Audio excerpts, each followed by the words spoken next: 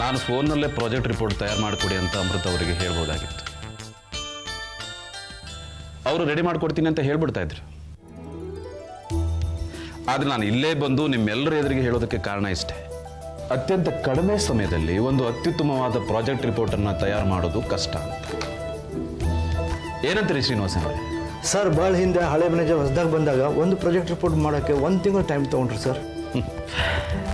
ಹೌದು, 1 ತಿಂಗಳು ಟೈಮ್ ತೊಗೊಂಡು ಮಾಡಿದ್ರು ಅದರಲ್ಲಿ 108 ತಪ್ಪುಗಳಿದ್ದರಿಂದ ಆ ಪ್ರಾಜೆಕ್ಟು ರಿಜೆಕ್ಟ್ ಆಗಿಬಿಡುತ್ತೆ. ಈಗ 1 ವಾರ ಕೂಡ ಟೈಮ್ ಇಲ್ಲ. ಈ ವೀಕೆಂಡ್ ಒಳಗೆ ಸಬ್ಮಿಟ್ ಮಾಡಬೇಕು. ಅದು ಅಪ್ರೂವ್ ಆದರೆ ಒಂದು ದೊಡ್ಡ ಯೋಜನೆನ ಆರಂಭಿಸಬಹುದು. ಇಂಥ 4-6 ಬ್ರಾಂಚ್ ಆಫೀಸನ್ನು ಓಪನ್ ಮಾಡ್ಬೋದು. 10-6 ಜನಕ್ಕೆ ಕೆಲಸ ಕೊಡ್ಬೋದು. ಸರ್, ಅಷ್ಟೊಂದು ಅನುಕೂಲ ಆಗುತ್ತೆ ಅನ್ನೋದಾದರೆ ಪ್ರಾಜೆಕ್ಟ್ ರೆಡಿ ಮಾಡಿಕೊಡೋದು ಒಳ್ಳೇದಲ್ವಾ ಸರ್? ತುಂಬ ಒಳ್ಳೇದು ಅಮೃತ ಅವರೇ. ಆದರೆ ಶ್ರೀನಿವಾಸಯ್ಯನವರು ಹೇಳಿದಾಗೆ 1 ತಿಂಗಳು ಟೈಮ್ ತಗೊಂಡು ಮಾಡಿದ್ರು ಆ ಪ್ರಾಜೆಕ್ಟ್ ರಿಪೋರ್ಟ್ನಲ್ಲಿ 108 ತಪ್ಪುಗಳಿವೆ. ಇನ್ನು 1 ವಾರದಲ್ಲಿ ನೀವು ಏನು ಮಾಡೋದಕ್ಕೆ ಸಾಧ್ಯ? ಸರ್, ನೀವು ಗೈಡ್ ಮಾಡಿದ್ರೆ ನಾವೆಲ್ಲರೂ ಪ್ರಯತ್ನ ಪಡ್ತೀವಿ. ನೋಡಿ ಮಿಸ್ ಅಮೃತ, ನೀವು ಒಬ್ಬರೇ ಪ್ರಯತ್ನ ಪಟ್ಟರೆ ಆಗುವಂಥ ಕೆಲಸ ಅಲ್ಲ ಇದು. ನೀವೆಲ್ಲರೂ ಸೇರಿ ಈಗಿನ ಕೆಲಸದ ಜೊತೆ ಹಲವು ಗಂಟೆಗಳ ಕಾಲ ಹೆಚ್ಚಿಗೆ ಬೇಸರ ಮಾಡಿಕೊಳ್ಳದೆ ರಿಪೋರ್ಟನ್ನು ತಯಾರು ಮಾಡಿದ್ರೆ ಮಾತ್ರ ಆಗುವಂಥದ್ದು. ಇದು ಖಂಡಿತವಾಗ್ಲೂ ಒನ್ ಮ್ಯಾನ್ ಶೋ ಅಲ್ಲ. ನೀವೆಲ್ಲರೂ ಸೇರಿ ಕಷ್ಟಪಟ್ಟರೆ 200 ಪುಟಗಳಿಗಿಂತಲೂ ಹೆಚ್ಚಿಗೆ ಮ್ಯಾಟರ್ ಇರುವಂಥ ಪ್ರಾಜೆಕ್ಟ್ ರಿಪೋರ್ಟನ್ನು ತಯಾರು ಮಾಡೋದಕ್ಕೆ ಸಾಧ್ಯ. ನಾನು ಇಲ್ಲೇ ಬಂದು ನೇರವಾಗಿ ಈ ವಿಚಾರನ ತಿಳಿಸೋ ಉದ್ದೇಶ ಇಷ್ಟೇ. ನೀವೆಲ್ಲರೂ ಸೇರಿ ಕಷ್ಟಪಟ್ಟು ಪ್ರಾಜೆಕ್ಟ್ ರಿಪೋರ್ಟನ್ನು ತಯಾರು ಮಾಡ್ತೀವಿ ಅಂತ ಭರವಸೆ ಕೊಟ್ಟರೆ ಮಾತ್ರ ಈ ಪ್ರಾಜೆಕ್ಟನ್ನು ಈ ಸಲ ತಗೊಳ್ಳೋದಕ್ಕೆ ನಾನು ಈಗಲೇ ಪ್ರಯತ್ನ ಮಾಡ್ತೀನಿ. ಕೇವಲ ಅಮೃತ ಅವರಿಗೆ ಈ ಹೊಣೆನ ಹೊರಿಸೋದಕ್ಕೆ ನಾನು ಸಿದ್ಧ. ನೀವೆಲ್ಲರೂ ಸೇರಿ ಕೆಲಸ ಮಾಡ್ತೀನಿ ಅಂತ ಒಪ್ಕೊಂಡ್ರೆ ಇವತ್ತಿಂದನೇ ಕೆಲಸ ಶುರು ಮಾಡಿ ಅಂತೀನಿ. ಏನಂತೀರಿ ಹರೀಶ್ ಅವರೇ? ಎಸ್ ಸರ್, ಎಷ್ಟೇ ಕಷ್ಟ ಆದರೂ ಸರಿ ಸರ್. ಬೇಕಾದರೆ 1 ವಾರ ನಾವು ಯಾರೂ ಮನೆಗೆ ಹೋಗೋದಿಲ್ಲ. ಚಾಲೆಂಜ್ ಆಗಿ ತಗೊಂಡು ಈ ಪ್ರಾಜೆಕ್ಟ್ ರಿಪೋರ್ಟ್ನ ರೆಡಿ ಮಾಡ್ತೀವಿ ಸರ್. ಸರ್, ಜೀವನದಲ್ಲಿ ಇಂಥ ಅವಕಾಶಗಳು ಸಿಗೋದು ಭಾರಿ ಕಮ್ಮಿ ಸರ್. ಬಂದಾಗ ಅದನ್ನು ಮಾಡಿ ತೋರಿಸ್ಬೇಕು. ನಾವು ನಮ್ಮ ಪ್ರಯತ್ನ ಮಾಡ್ತೀವಿ ಸರ್. ಗುಡ್. ವಾಸಂತಿ ಅವರೇ, ನೀವು? ಸರ್, ಸಂಸ್ಥೆಗೆ ಒಳ್ಳೇದಾಗತ್ತೆ ಅಂತ ಇವರೆಲ್ಲರೂ ಕಷ್ಟಪಟ್ಟು ಕೆಲಸ ಮಾಡ್ತೀನಿ ಅಂತ ಹೇಳ್ತಿರುವಾಗ ನೀವು ವಹಿಸಿರೋ ಕೆಲಸನ ನನಗೆ ಎಷ್ಟೇ ಕಷ್ಟ ಆದರೂ ಖಂಡಿತವಾಗ್ಲೂ ನಾನು ಮಾಡ್ತೀನಿ ಸರ್. ಗುಡ್. ಅಂದರೆ ನಿಮಗೆಲ್ಲ ಹೊಸ ಪ್ರಾಜೆಕ್ಟ್ಗೆ ಕೆಲಸ ಮಾಡೋ ಇಂಟ್ರೆಸ್ಟ್ ಇದೆ, ಉತ್ಸಾಹ ಇದೆ ಅಂದಮೇಲೆ ಖಂಡಿತವಾಗ್ಲೂ ಈ ಪ್ರಾಜೆಕ್ಟನ್ನು ನಾನು ಮಾಡೇ ಮಾಡ್ತೀನಿ. ಸಮೃದ್ಧ, ಎಲ್ಲರೂ ಕೆಲಸ ಮಾಡೋದಕ್ಕೆ ಒಪ್ಕೊಂಡಿದ್ದಾರೆ. ಇನ್ನೂ ಇದ್ರ ಇನ್ಚಾರ್ಜ್ ನೀವು ತಗೊಂಡು ವೀಕೆಂಡ್ ಒಳಗೆ ರಿಪೋರ್ಟನ್ನು ನನಗೆ ಸಬ್ಮಿಟ್ ಮಾಡುವಂಥ ಜವಾಬ್ದಾರಿ ನಿಮ್ಮದು.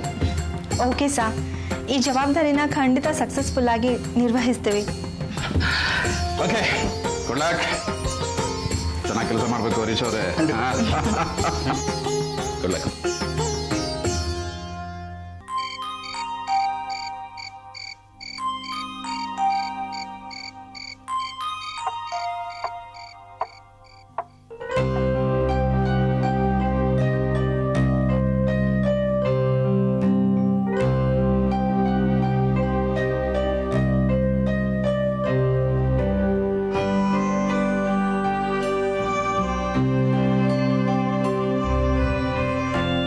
ಅಮ್ಮ, ಬೆಳಗ್ಗೆ ಅಪೂರ್ವ ಕಾಲೇಜ್ಗೆ ಹೋಗ್ಬೇಕಾದ್ರೆ ಏನಾದ್ರೂ ಹೇಳ್ಬಿಟ್ಟು ಹೋದ್ಲಾ? ನೀವ್ ಯಾರಾದ್ರೂ ಏನಾದ್ರೂ ಅಂದ್ರ? ಜಗಳ ಆಯ್ತಾ? ಏನ್ ನಡೀತು ಹೇಳಿ. ನೋಡಮ್ಮ, ನಾವ್ ಯಾರು ಏನು ಅಂದಿಲ್ಲ ಅವಳನ್ನ. ಅಮ್ಮ, ಬೆಳಗ್ಗೆ ಅಪೂರ್ವ ಕಾಲೇಜ್ಗೆ ಹೋಗ್ಬೇಕಾದ್ರೆ ಏನಾದ್ರೂ ಹೇಳ್ಬಿಟ್ಟು ಹೋದ್ಲಾ? ನೀವ್ ಯಾರಾದ್ರೂ ಏನಾದ್ರೂ ಅಂದ್ರ? ಜಗಳ ಆಯ್ತಾ? ಏನ್ ನಡೀತು ಹೇಳಿ. ನೋಡಮ್ಮ, ನಾವ್ ಯಾರು ಏನು ಅಂದಿಲ್ಲ ಅವಳನ್ನ. ಬೆಳಗ್ಗೆ ಎದ್ಲು, ರೆಡಿ ಆದ್ಲು, ತಿಂಡಿ ತಿಂದ್ಲು, ಹೋಗ್ಬಿಟ್ಟು ಬರ್ತೀನಿ ಅಂತ ಹೇಳ್ಬಿಟ್ಟು ಹೊರಟೋದ್ಲು. ನೋಡಮ್ಮ ಅಮೃತ, ಅಪೂರ್ವಂಗೆ ಯಾರಾದರೂ ಏನಾದರೂ ಹೇಳೋದು, ಜಗಳ ಆಡೋದು, ಇವೆಲ್ಲ ಗೋರ್ಕಲ್ಲ ಮೇಲೆ 100 ಕಾಲ ಮಳೆ ಸುರಿದಂತೆ ಸರ್ವಜ್ಞ ಅಂತ. ಯಾಗೋ ಅವಳ ಗಂಡನ ಅವಳು ನೋಡ್ಕೊಂಡಿದ್ದಾಳೆ. ಅವನು ಒಳ್ಳೆಯವನು ಕೆಟ್ಟವನು, ಅವಳನ್ನ ಸುಖವಾಗಿ ಬಾಳಿಸ್ತಾನೋ ಕಷ್ಟ ಕೊಡ್ತಾನೋ ಅದೆಲ್ಲ ಅವಳಿಗೆ ಸೇರಿದ ವಿಚಾರ ಕಣಮ್ಮ. ಒಂದು ವೇಳೆ ಅವಳನ್ನ ಸುಖವಾಗಿ ಬಾಳಿಸ್ತಾ ಅಂತ ಇಟ್ರು, ನಾನೇನು ನನ್ನ ಮಗಳು ಚೆನ್ನಾಗಿದ್ದಾನೆ ಅಂತ ತಗ ಕುಡಿಯಲ್ಲ. ಅಥವಾ ಅವಳಿಗೆ ಕಷ್ಟ ಕೊಟ್ಟ ಅಂತ ಇಟ್ರು, ನನ್ನ ಮಗಳ ಕಣ್ಣೀರು ಹಾಕ್ತಾಳಲ್ಲ ಅಂತ ನಾನು ಅವಳಲ್ಲ. ಅವಳ ವಿಚಾರದಲ್ಲಿ ನಾನು ಸ್ಥಿತಪ್ರಜ್ಞೆ ಇದ್ದಾಗಿದ್ದೀನಿ. ಅಪ್ಪ, ನೀವೀಗ ಏನಾಗಿದ್ದೀರಾ ಅನ್ನೋದು ಮುಖ್ಯ ಅಲ್ಲ. ಎಲ್ಲಿ ಹೋಗಿದ್ದಾಳೆ, ಏನಾಗಿದ್ದಾಳೆ ಅದೀಗ ಮುಖ್ಯ. ಕಾಲೇಜ್ ಮುಗ್ದು ಎಷ್ಟೊತ್ತಾಗಿದೆ? ಅವ್ಳ ಫ್ರೆಂಡ್ ಮನೆಗೆ ಹೋಗಿದ್ರೆ ಒಂದು ಫೋನ್ ಮಾಡಿ ತಿಳಿಸ್ಬೋದಾಗಿತ್ತಲ್ಲ. ಅಮೃತ, ಅಪೂರ್ವನ್ ಫ್ರೆಂಡ್ ನಳಿನಿ ಮನೆಗೆ ನಾನೇ ಫೋನ್ ಮಾಡಿದ್ದೆ. ಆದ್ರೆ ಅವಳು ಬೆಳಗ್ನಿಂದು ಕಾಲೇಜ್ಗೂ ಬಂದಿಲ್ವಂತೆ ಕಣೆ. ಹಾಗಂತ ಅವಳೇ ಹೇಳಿದ್ಲು. ಕಾಲೇಜಿಗೆ ಬಂದಿಲ್ವಂತ? ಇಲ್ಲಪ್ಪ. ಸಾರಿ ಮತ್ತೆ ಬಿಡು. ಲೇ, ಅವಳು ಅವನ ಜೊತೆ ಕೊಡೋದಿಲ್ಲ ಕಣೆ. ಇವಾಗ ಒಂದು ಕೆಲಸ ಮಾಡು, ಅವಳು ಮದುವೆ ಮಾಡ್ಕೊಂಡ್ ಬರ್ತಾಳೆ, ಇಲ್ಲ ಒಂದೇ ಸಲ ಮಗು ಎತ್ಕೊಂಡ್ ಬರ್ತಾಳೆ. ಯಾವುದಕ್ಕೂ ನೀನೊಂದು ಆರ್ತಿ ತಡೆ ರೆಡಿ ಮಾಡು. ಅಪ್ಪ ಸ್ವಲ್ಪ ಸುಮ್ಮನೆ ಇರ್ತೀರಾ? ಯಾಕಪ್ಪ ಹೀಗೆಲ್ಲ ಮಾತಾಡಿ ಅಮ್ಮಂಗೆ ಸಂಕಟ ಕೊಡ್ತೀರಾ? ನಗ್ಬೇಡಿಪ್ಪ, ಸುಮ್ಮನೆ ಇರಿ ಅಂತ ನಿಮ್ಗೆ ಹೇಳ್ತಾ ಇರೋದು. ಅವರಿಬ್ಬರು ಎಜುಕೇಶನ್ ಕಂಪ್ಲೀಟ್ ಆಗಿದ ತಕ್ಷಣ ನಾವೇ ನಿಂತು ಮದ್ವೆ ಮಾಡ್ತೀವಿ ಅಂತ ಹೇಳಿದೀವಲ್ಲ. ಇನ್ನು ಅವರು ಓಡೋಗೋ ಮಾತಾಗ್ಲಿ ಮದ್ವೆ ಆಗೋ ಮಾತಾಗ್ಲಿ ಆಡೋದಿಲ್ಲ. ಅಮ್ಮ, ಎಲ್ಲರೂ ನಿನ್ನಾಗೆ ವಿವೇಕಿಯಾಗಿರೋದಿಲ್ಲ. ಅವಳು ಅಪೂರ್ವ ಮೊದಲಿಂದ ಅವಿವೇಕಿ ಕೇಳಮ್ಮ. ಕೊನೆ ಮಗಳಲ್ಲ ಅಂತ ಅವರಮ್ಮ ಬಹಳ ಪ್ರೀತಿಯಿಂದ ಸಾಕಿಬಿಟ್ಟಿದ್ದಾಳೆ. ಅಂಕೆ ಸಂಖ್ಯೆ ಇಲ್ಲದೆ ಬೆಳೆದ ಮಗಳವಳು. ಅವಳ ಬಾಳ ಆಗೋದೇ ಹಾಗೆ ಬಿಡಮ್ಮ. ರೀ ಸಾಕು, ಸುಮ್ಮನೆ ರೀ. ಯಾವತ್ತಾದ್ರೂ ಮಕ್ಕಳನ್ನ ಕೂರಿಸ್ಕೊಂಡು ಬುದ್ಧಿ ಹೇಳಿದ್ದೀರಾ ನೀವು? 3 ಹೊತ್ತು ನಿಮ್ಮದೇ ಲೋಕ, ನಿಮ್ದೇ ಸಂಪಾದನೆ, ನಿಮ್ದೇ ದುಡ್ಡು. ಹಾಳಾದ್ರೆ ಏಕ್ಸು. ನೀನಿದ್ದೆಲ್ಲ ಮನೆ ಹೇಳ್ಬೇಕಾಗಿತ್ತು ವಿವೇಕಾನ. ಮಾತೃ ದೇವೋಭವ, ಆಮೇಲೆ ಪಿತೃ ದೇವೋಭವ. ತಾಯಿಯೇ ಮೊದಲು ದೇವರು, ಆಮೇಲೆ ಟೈಮ್ ಇದ್ರೆ ಅಪ್ಪ ದೇವರು. ಅಯ್ಯೋ ಅಪ್ಪ, ಇದು ನೀವು ಜಗಳ ಆಡೋ ಸಮಯ ಅಲ್ಲ. ಅಪೂರ್ವ ಎಲ್ಲಿ ಹೋಗಿದ್ದಾಳೆ ಅಂತ ಹುಡ್ಕೋ ಸಮಯ. ಏ ಅಮೃತ, ಹೋದ್ಸಲ ನೀನು ಅಭಿಷೇಕ್ ಮನೆಗೆ ಹೋಗಿ ವಿಚಾರಿಸಿದ್ಯಲ್ಲ, ಈಗಲೂ ಅಲ್ಲೇ ಹೋಗಿ ಕೇಳಿದ್ರೆ ಅವಳು ಎಲ್ಲಿ ಹೋಗಿದ್ದಾಳೆ ಅಂತ ಗೊತ್ತಾಗುತ್ತಲ್ವಾ? ಅಕ್ಕ, ಇದನ್ನ ವಿಚಾರಿಸೋದಕ್ಕೆ ನಾನು ಬರೋವರೆಗೂ ಕಾಯ್ಬೇಕಾಗಿತ್ತ? ಯಾಕೆ ಅಜಯ್ಗೆ ಅಭಿಷೇಕನ ಮನೆಗೆ ಗೊತ್ತಿರ್ಲಿಲ್ವಾ? ಅವನ ವಿಚಾರಿಸೋದಕ್ಕೆ ಕಳ್ಸ್ಬೋದಿತ್ತಲ್ಲ. ನಂಗೆ ತೋರಿಸ್ತಾ ಇಲ್ಲ ಕಣೆ ಅಮೃತ. ಹೇ ಕತ್ತೆ, ನಿನ್ಗಾರು ಅಭಿಷೇಕ್ ಮನೆಗೆ ಗೊತ್ತಿದೆ, ಹೋಗಿ ನೋಡ್ಬೇಕು ಅಂತ ಇಲ್ವೇನೋ? ಯಾಕೆ ಸುಮ್ಮನೆ ನಿಂತ್ಕೊಂಡಿದ್ಯಾ? ಈಗಾದ್ರೂ ಹೋಗೋಣ ಹುಡ್ಕೋ. ಹೋಗು ಸುಮ್ಮನೆ. ಅದ್ಯಾಕಕ್ಕ ವ್ಯಕ್ತಿಯ ಹೋಗಿ ನೋಡ್ಕೊಂಬತ್ತೀವಿ ನೀರು. ನೋಡ್ಕೊಂಬರ್ಬೇಡ ಕಣ, ಅವಳಿದ್ರೆ ದಾರ ದಾರ ಎಳ್ಕೊಂಬಾರ. ಆ ಕೆಲಸ ನೀವೇ ಮಾಡ್ಬೋದಲ್ಲ. ನೋಡಮ್ಮ, ಇವಾಗ ಅವ್ನು ಹೋಗಿ ನೋಡ್ಕೊಂಬರ್ಲಿ, ಅವಳಿದ್ರೆ ಕರ್ಕೊಂಬರ್ಲಿ. ಅವನ ಕೈಲಿ ಆಗಿದ್ರೆ ಆಮೇಲೆ ನಾನು ಹೋಗ್ತೀನಿ. ಇವಾಗ ನಾನು ಹೋದಂತ ಇಟ್ಕೋ, ಅವಳಲ್ಲಿ ಇಲ್ಲ. ಯಾಕೆ ಸುಮ್ಮನೆ ವೇಸ್ಟ್ ಆಗಲ್ವಾ ಟೈಮು ಅವೆಲ್ಲ? ರಾಮ, ಅವನ ಹುಡುಗ ಚಂಗ್ ಅಂತ ಹೋಗ್ತಾನೆ, ಪಂಗ್ ಅಂತ ಬರ್ತಾನೆ. ನಾನು ಮುದ್ಕ, ನನ್ನ ಕೈಲಾಗುತ್ತಾ? ಏನು ಮಕ್ಕಳು, ಏನು ಸಂಸಾರವು, ಏನು ಹುಡುಗಿಯರು.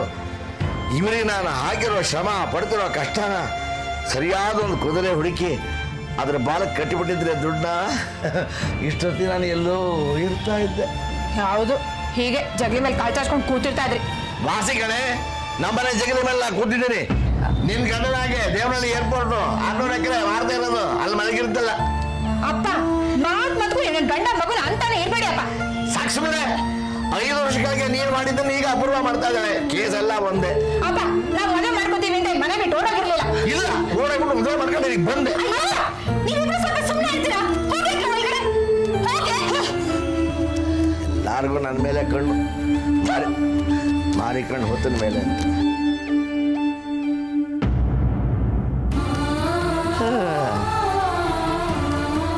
ಹೋಗಿ ಕಾಫಿ ಮಾಡ್ಕೊಂಬ, ನೀನ್ಯಾಕೆ ನಿಂತೆ?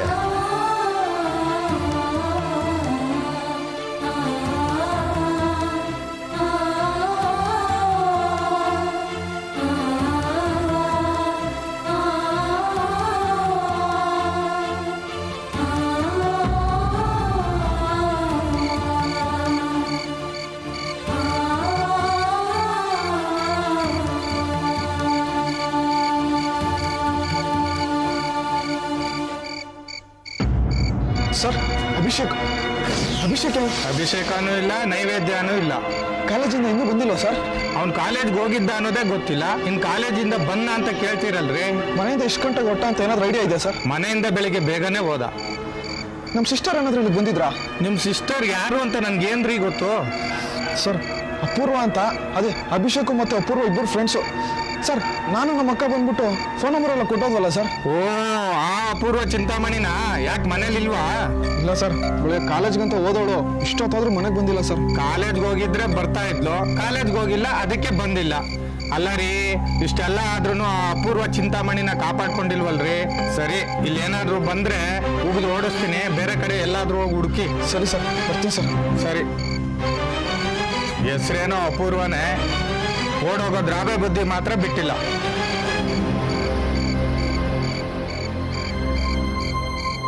ಅಮ್ಮ ಅಪೂರ್ವ ಅಭಿಷೇಕ್ ಮನೆಗೆ ಹೋಗಿಲ್ವಂತೆ. ಆದ್ರೆ ಅಭಿಷೇಕ್ ರೂಮಿಂದ ಬೇಗ ಹೊಟ್ಟ ಅಂತ ಓನರ್ ಹೇಳಿದ್ರು. ಹಾಗಾದ್ರೆ ಅವತ್ತಿನ ಕಾರಣ ಇಬ್ರು ಮಾತಾಡ್ಕೊಂಡು ಮತ್ತೆ ಓಡೋಗಿರ್ಬೇಕು. ಮುಚ್ಚ ಬಾಯ್. ಓಡೋದ್ಲು ಅಂದ್ರೆ ಏನ್ರ ಅರ್ಥ? ಏನ್ ಅರ್ಥ? ಎಲ್ಲ ಅರ್ಥ ನೋಡೆ. ಈ ರೇಸಲ್ಲಿ ಓಡುತ್ತಲ್ಲ ಕುದುರೆ, ಅದಕ್ಕೆ ಒಂದು ಗುರಿ, ಒಂದು ದಾರಿ ಅಂತ ಇರುತ್ತೆ. ಈ ಕಣ್ಣು ಕಟ್ಟಿ ಕಾಣಕ್ ಬಿಡ್ತಾರಲ್ಲ ಕುದುರೆಗಳು, ಅವಕ್ಕೆ ಗುರಿಯೂರಲ್ಲ ದಾರಿಯೂರಲ್ಲ, ಬೀಳಕ್ಕೊಂದು ಹಳ್ಳ ಇರುತ್ತೆ. ಈ ರೀತಿ ಎಲ್ಲ ಮಾತಾಡ್ತಿದ್ರೆ ಏನು ಪ್ರಯೋಜನ ಇಲ್ಲ. ನಡೀರಿ ಪೊಲೀಸ್ ಸ್ಟೇಷನ್ಗೆ ಹೋಗಿ ಕಂಪ್ಲೇಂಟ್ ಕೊಟ್ಟು ಬರೋಣ. ಹೌದು ಹೌದಮ್ಮ, ಈ ಏರಿಯಾ ಪೊಲೀಸ್ ಸ್ಟೇಷನ್ ನಮ್ಮನೆ ಕಂಪ್ಲೇಂಟ್ಗೆ ಬಾಗಿಲು ತಗೊಂಡು ಕೂತಿರ್ತಾರೆ. ನಾವು ಹೋಗಿ ಕಂಪ್ಲೇಂಟ್ ಕೊಡ್ತಿರೋದು, ಅವ್ರು ಹುಡುಗ ಕರ್ಕೊಂಡ್ ಬರ್ತಿರೋದು. ಅವರು ಉಗಿತಾರೆ, ನಿಮ್ದು ಎಂಥ ಸಂಸಾರ ರೀ, ನೀವೆಂಥ ಅಪ್ಪ ರೀ, ಅವ್ರು ಓಡೋಗಕ್ಕೆ ನೀವು ಬಂದು ಕಂಪ್ಲೇಂಟ್ ಕೊಡೋಕ್ಕೆ ಅಂತ ಆ ಉಗಿಸ್ಕೊಳಕ್ಕೆ ಕಂಪ್ಲೇಂಟ್ ಕೊಡ್ಬೇಕಾ? ಹೌದು, ನಾನು ಯಾಕೆ ಕಂಪ್ಲೇಂಟ್ ಕೊಡಬೇಕು? ಅವ್ರು ಯಾಕೆ ಹುಡುಕಬೇಕು? ಓಡೋದ್ರಿಂದ ಕೈ ಸುಮ್ಮನೆ ಬಿಡ್ಬೇಕಷ್ಟೇ. ನೀವೇನ್ ಮಾತಾಡ್ತಿದ್ದೀರಾ? ಅವತ್ತು ಇವಳು ಒಂದೇ ಒಂದು ಏಟ್ ಹೊಡೆದಿದ್ದಕ್ಕೆ ಎಷ್ಟು ರಾದ್ದಂತ ಮಾಡ್ಬಿಟ್ರಿ, ಎಷ್ಟು ಕಿರ್ಚಾಡ್ಬಿಟ್ರಿ. ನೀನ್ ಯಾರು ಅವಳು ನೋಡಿಯೋದಿಕ್ಕೆ? ನಿನ್ಗೇನು ಹಕ್ಕಿದೆ? ಅವಳು ನನ್ನ ಮಗಳು ಹಾಗೆ ಹೀಗೆ ಅಂತ ಅವಳು ವಹಿಸ್ಕೊಂಡು ಮಾತಾಡಿದ್ರಿ ಅವತ್ತು. ಇವತ್ತು ಅವಳು ಮನೆಗೆ ಬರ್ತಿದ್ರು ಪರವಾಗಿಲ್ಲ, ಎಲ್ಲಿ ಹೋದ್ರು ಪರವಾಗಿಲ್ಲ, ಅವಳು ನನ್ನ ಮಗಳು ಅಲ್ಲವೇ ಅಲ್ಲ ಅಂತಿದ್ದೀರಾ? ಅಲ್ಲ ರೀ, ನಿಮ್ಮನ್ನ ಅರ್ಥ ಮಾಡ್ಕೊಳ್ಳೋದೇ ಕಷ್ಟ ಆಗ್ತಿದೆ ರೀ. ನೋಡಿ, ಯಾವ್ದು ಹೇಗಿದ್ರು ಪರವಾಗಿಲ್ಲ, ಅವಳಿಗೆ ಎಲ್ಲಿದ್ರು ಅವಳನ್ನ ಹುಡುಕಿ ನಮ್ಮ ಮನೆಗೆ ಕರ್ಕೊಂಡ್ ಬರ್ಬೇಕಾದ್ದು ನಮ್ಮ ಕರ್ತವ್ಯ ರೀ. ನೋಡಿ, ಯಾವ್ದು ಹೇಗಿದ್ರು ಪರವಾಗಿಲ್ಲ, ಅವಳಿಗೆ ಎಲ್ಲಿದ್ರು ಅವಳನ್ನ ಹುಡುಕಿ ನಮ್ಮ ಮನೆಗೆ ಕರ್ಕೊಂಡ್ ಬರ್ಬೇಕಾದ್ದು ನಮ್ಮ ಕರ್ತವ್ಯ ರೀ. ಓಡೋದ್ರಲ್ಲ ಹಕ್ಕು, ಹುಡುಗಿ ಕರ್ಕೊಂಡ್ ಬರ್ತಾರೆ ನಮ್ಮ ಕರ್ತವ್ಯ. ನಮ್ಮ ದೇಶದ ಹಣೆ ಬರನೇ ಹೀಗಾಗೋಯ್ತು ನೋಡು. ಈ ಹಕ್ಕು ಚಲಾಯಿಸೋರಿಗೆ ಕರ್ತವ್ಯದ ಪ್ರಜ್ಞೆ ಇರಲ್ಲ. ಪಾಪ ನಿಯತ್ತ ಕರ್ತವ್ಯ ಮಾಡೋರಿಗೆ ಹಕ್ಕೇ ಕೊಡಲ್ಲ. ನೋಡ್ರೆ, ನೀವು ಯಾರು ಏನು ಬೇಕಾದ್ರೂ ತಿಳ್ಕೊಳ್ಳಿ, ನಾನು ಅವಳಿಗೆ ಸಂಪೂರ್ಣವಾದ ಸ್ವತಂತ್ರ ಕೊಟ್ಟಿದ್ದೀನಿ. ಈ ಮನೆಯಿಂದ ಓಡೋಗೋದಕ್ಕೆ ಅವಳಿಗೆ ಎಷ್ಟು ಸ್ವತಂತ್ರ ಇದೆಯೋ, ವಾಪಸ್ ಬರೋದಿರೋದಕ್ಕೆ ಅವಳಿಗೆ ಅಷ್ಟೇ ಸ್ವತಂತ್ರ ಇದೆ. ನಾನು ಅವಳ ಯೋಚನೆ ಬಿಟ್ಟಾಯ್ತು, ನಿಮ್ಗೆ ಇಷ್ಟ ಬಂದ ಅಮೃತ, ಇವ್ರು ಏನ್ ಬೇಕಾದ್ರೂ ಮಾತಾಡ್ಲಿ, ಅವಳು ಹೇಗಾದ್ರೂ ಮನೆಗೆ ಕರ್ಕೊಂಡು ಬರ್ಬೇಕು. ಅದೇನ್ ಮಾಡ್ತೀಯ ನೋಡಮ್ಮ ನೀನು.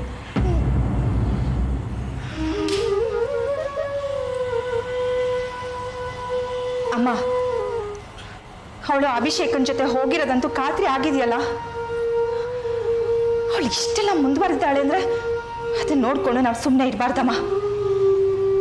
ಅಭಿಷೇಕನ್ ಮನೆಗೆ ಹೋಗಿ ಅವಳ ತಂದೆ ತಾಯಿ ಹತ್ರ ಮಾತಾಡಿ ಮತ್ತೆ ನಿಶ್ಚಯ ಮಾಡ್ಬಿಡ್ಬೇಕು. ಅದು ಹೇಗೆ ಸಾಧ್ಯ? ನಿನ್ ಮದುವೆ ಮಾಡಿದೆ, ಅವಳ ಮದುವೆ ಹೇಗೆ ಮಾಡೋಲ್ಲ? ಪ್ಲೀಸ್ ಅಮ್ಮ, ಇಂಥ ಪರಿಸ್ಥಿತಿಲೂ ನನ್ನ ಮದುವೆ ಬಗ್ಗೆ ಮಾತಾಡ್ಬೇಡಮ್ಮ. ಕರೆಕ್ಟ್. ನೀವು ಅವ್ರತನ ಮದುವೆ ಮಾಡಿ ಮುಗಿಸಿ ಆಮೇಲೆ ಒಬ್ಬರು ಮದುವೆ ಮಾಡ್ತೀನಿ ಅನ್ನೋ ಹೊತ್ತಿಗೆ ಅವಳ ಬಾಣತನಕ್ಕೆ ನಿಮ್ಮ ಮನೆಗೆ ಬಂದಿರ್ತಾಳೆ. ನೋಡೇ ಸಾತು, ಅಭಿಷೇಕನ್ ಜೊತೆ ಅವಳ ಮದುವೆ ಮಾಡಿದರೆ ಮನೆತನದ ಮಾನಾನು ಉಳಿಯುತ್ತೆ, ಓಡುತ್ತಿರೋ ಕುದುರೆಗೆ ಕಡಿವಾಣ ಹಾಕಿದಾಗ ಆಗತ್ತೆ. ಉಪವಾಸ ಮಾಡಿ ನಾವು ನಿದ್ದೆ ಕೆಟ್ಟರೆ ಓಡೋಗಿರೋ ಮಗಳೇನು ವಾಪಸ್ ಬರೋದಿಲ್ಲ. ಹೊಟ್ಟೆ ಹಸಿತಾ ಇದೆ, ತಟ್ಟೆ ಹಾಕು. ಹೊಟ್ಟೆ ಹಸುವಾದಾಗ ಕಣ್ಣೀರು ಕುಡಿಯೋಕ್ಕೆ, ಸಂಕಟ ತಿನ್ನಕ್ಕೆ ಆಗಲ್ಲ, ಅನ್ನನೇ ತಿನ್ಬೇಕು. ಹಾಕಲ್ಲ ರೀ, ನಿಮ್ಗೆ ಊಟ ಹಾಕಲ್ಲ. ನಿಮ್ಗೆ ಜವಾಬ್ದಾರಿ ಬರಬೇಕು, ಮನೆ ಜವಾಬ್ದಾರಿ ಬರಬೇಕು, ಸಂಸಾರ ಜವಾಬ್ದಾರಿ ಬರಬೇಕು, ಮಕ್ಕಳ ಜವಾಬ್ದಾರಿ ಬರಬೇಕು ನಿಮ್ಗೆ. ಅಲ್ಲಿವರೆಗೂ ನಿಮ್ಗೆ ಊಟ ಹಾಕಲ್ಲ ರೀ ನಾನು. ಹೋಗಿ ನನ್ನ ಮಗಳು ಕರ್ಕೊಂಡು ಬನ್ನಿ, ನನ್ನ ಮಗಳು ಕರ್ಕೊಂಡು ಬನ್ನಿ, ನನ್ನ ಮಗಳು ಕರ್ಕೊಂಡು ಬನ್ನಿ.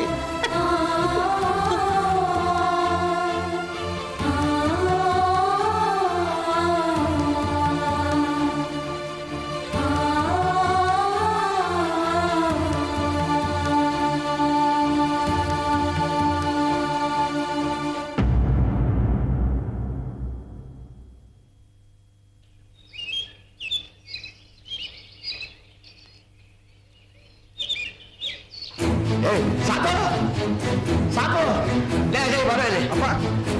ಆ ಹುಡುಗಿನ ರೂಮ್ ಹತ್ರ ಹೋಗು. ಆಯ್ತಪ್ಪ, ಅಪೂರ್ವ ಮದುವೆ ವಿಚಾರಿಸ್ಕೊಂಡು ಹೋಗು. ಹೋಗು ಸಾಕು, ಬಾರೆ ಇಲ್ಲಿ.